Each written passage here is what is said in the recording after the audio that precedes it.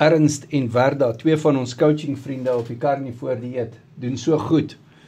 Ernst moet nou maandag van die laaste bietjie van sy suikermedikasie afkom.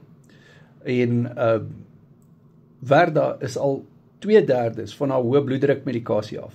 Haar urinesuur is weg. Kognitief gaan dit met haar baie beter. Sy kan konsentreer.